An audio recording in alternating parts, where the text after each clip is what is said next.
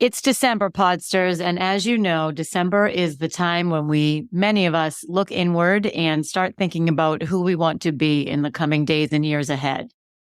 Many of us think about what we've left behind. Many of us think about what we could be and challenge our own limiting beliefs as we get ready to do the thing. So for the next few weeks, I am interviewing little micro episodes of people who I know, men and women, who stepped out of their lives to do the thing, whatever that thing may be. It could be speaking on stage. It could be writing a book. It could be starting your own business.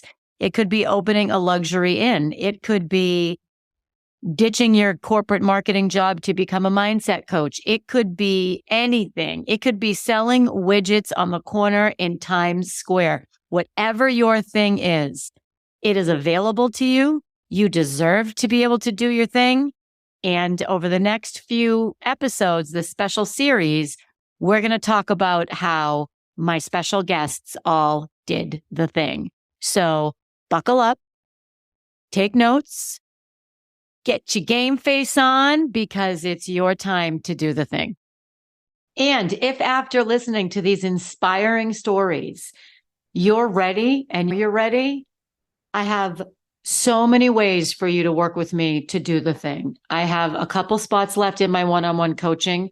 I am having a Do the Thing virtual retreat, starts in January. Registration's open right now. And I also have a Do the Thing audio series to get you in the right mindset. This is a free series. You can download it. I'm going to put the link in the show notes to really pump yourself up and get yourself ready to do the thing, because I believe in you and you're almost there. Who's with me? Podsters, welcome to a special edition of Did the Thing. As you know, for the next several weeks, I'm talking with people who did the thing. They stepped into their vision, they bet on themselves, they doubled down, and they did the thing. Today, I have Kathleen Lawson, who is a business strategist. And before I butcher what she does, Kathleen, tell the Podsters a little bit about what you do. Hi, Nancy. Thank you for having me. I work with small business owners and actually people moving into small business ownership, and I help them achieve their vision. And it's really about putting all the pieces in place, putting the structure in place, putting the routines in place so that they can run their business with intention and with confidence. Okay, so that drop the mic right there, because what Kathleen is excellent at, and spoiler alert, in January, we have a full podcast with Kathleen, and this is for everybody, corporate types, small business owners, moms, anybody, how to plan your year in 12-week increments, or how to plan your year, period. Kathleen was a game changer in my business.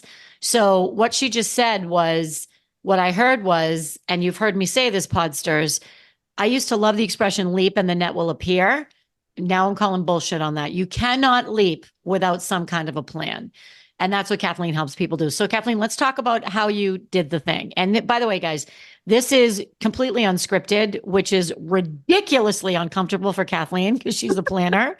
So when I told her this morning that we were going to actually record 2 podcast episodes, you should have seen her eyes. She was like deer in the headlights, but I know her and she's going to rally. So Kathleen, tell the Podsters, tell us a little bit about how and when you decided to step into this business or your thing that you knew that you had a passion for and you wanted to do. All right. Do you want the whole story or just this part of my business story? I mean, I want all of it. All right. So I started in the corporate world. I did advertising. I worked as a marketing director. Then I went into corporate marketing. And back 23 years ago, I had a set of twins. And I had just gotten married and taken on 2 very young stepsons. So I went from 0 to 4 children in about a year. Wow. And tried to negotiate with my company at the time for some sort of flexibility. We were looking for daycare and different sorts of arrangements. And there just wasn't a lot of flexibility at that time. And they turned me down. And so I left and raised my kids. Well, I focused on them for about 1.5 years. They were born premature, had some issues. So for about 1.5 years, I was a stay-at-home mom. I did do a little bit of freelance work during that time. And then about when they were about a year and a half old, I actually got, I started doing some sales work. I got involved with the direct sales business and did that. And there I ended up coaching people on how to build a business and how to set goals and how to manage their business around their kids and all of that sort of stuff. Over the years, I took on freelance work. People would come to me, oh, can you help me with a business plan? Can you help me with a marketing plan? Just sort of things that fell in my lap. And when those kids, that set of twins, got ready to go to college, so this goes back now 6 years when we started doing college tours, I was actually literally in the middle of a campus, stopped dead in my tracks and said, oh my gosh, they're leaving. And like I knew they were leaving, but at that moment, it finally occurred to me what it meant for me. Right. And I also had a younger one. So I raised 5 kids.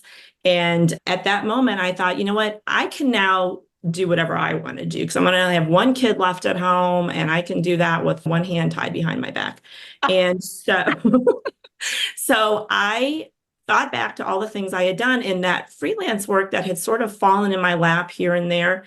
I really enjoyed that. And I really liked working with small business owners and entrepreneurs and helping them. And so I decided that's what I'm going to do.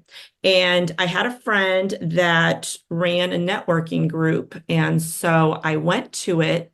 And literally at that first meeting, I started talking to people and I wasn't quite sure what I was going to do. I thought I would come in on the kind of the operation side. I thought it would be an easier in. And I met somebody at that meeting who hired me to help them with their business.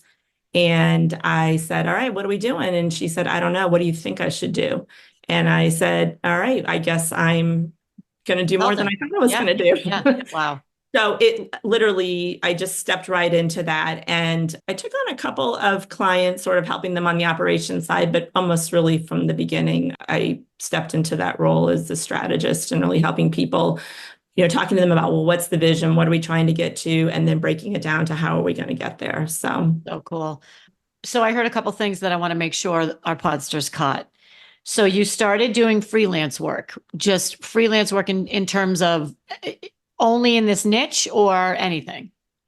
Well, a little bit of everything because I also helped somebody build a nonprofit. I had a friend of my sister's who it started as, she needs to put a presentation together for a town board and doesn't know how to do the actual presentation. So I helped her with that and then moved into doing the 501c3 and doing grant writing and we had to find board members and we had to do marketing. And so it became all sorts of things. So yeah, I was sort of just doing a lot of different things. Again, I wasn't out looking for it. It was what came to me. And I'll tell you why, because back when my kids were first born, I really loved the idea of going out and consulting. I have an MBA, but this was prior to social media.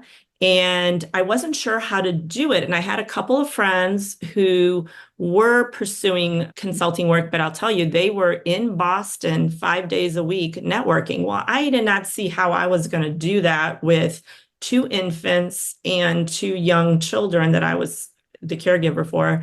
How was I going to? I just didn't see how I was going to do that. So, which really showed how the whole internet and social media changed this whole world and made so many things possible. Because I didn't see a path. I didn't know how to get there back then.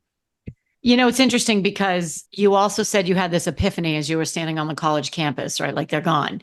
And what I didn't hear you say is, so I ran out and got certified as a coach. So I ran out and took all these project management courses. So I spent a ton of money on plans and programs and blah, blah, blah. No offense. Listen, I'm a coach. I believe in investing in yourself. You did it because you knew you had this skill and because people kept coming to you and you knew that it was a skill that was in demand. So I also heard you say I wasn't out looking for it. Not earlier. No, it just whatever kind of landed. Again, I didn't know where to find it because the internet was just starting to kind of, in the social media, like I didn't know. And the whole thought of like going into the city and finding networking groups, that was just way beyond what I could wrap my head around. So for the podsters who are a little less seasoned in their years, because we have a big community of 20, late 20s, early 30s.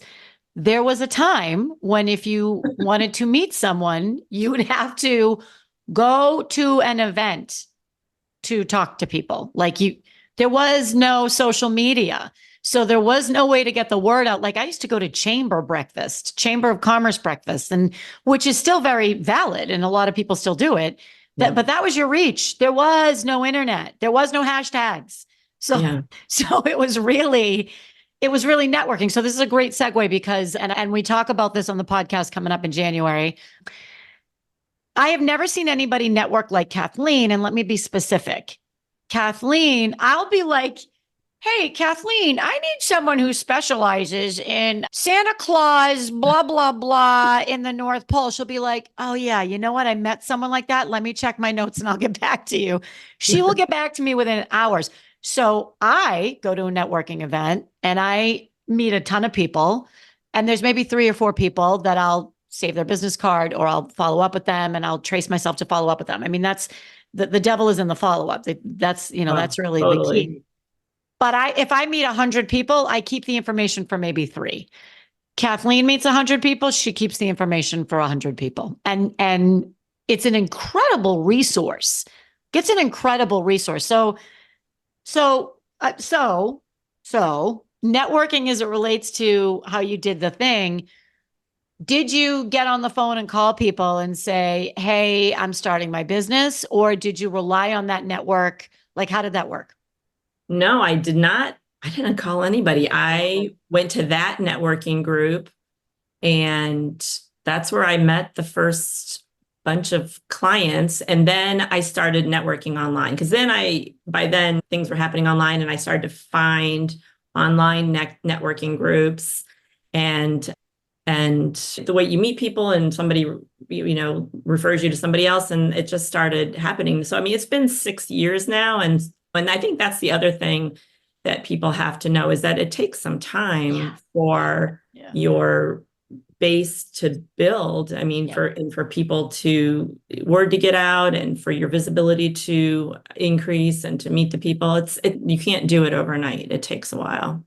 I'm so glad you brought that up because a lot of people quit or a lot of people don't plan in the first place for this is again why you can't leap without the net. What's your financial net? What's your backup?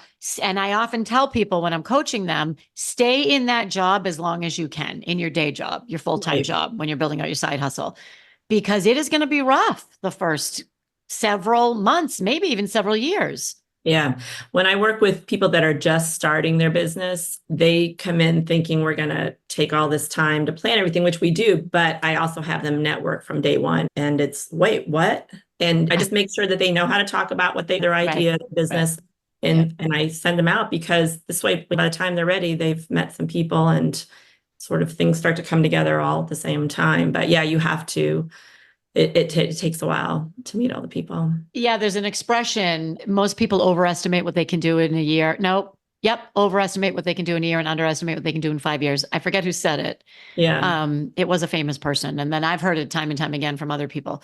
Because it all leverages and it exponentially starts to grow. And it was for my business. It was really like year 3, maybe. Magic number. Yeah.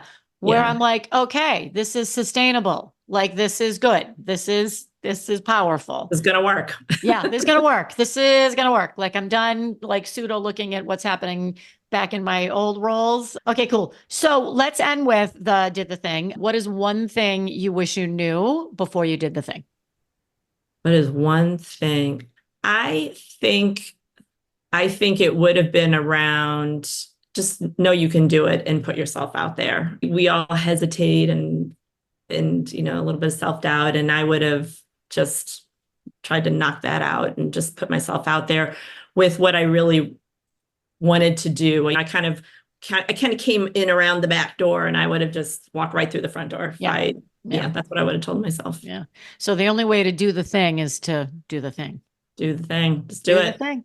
Peace out, Podsters.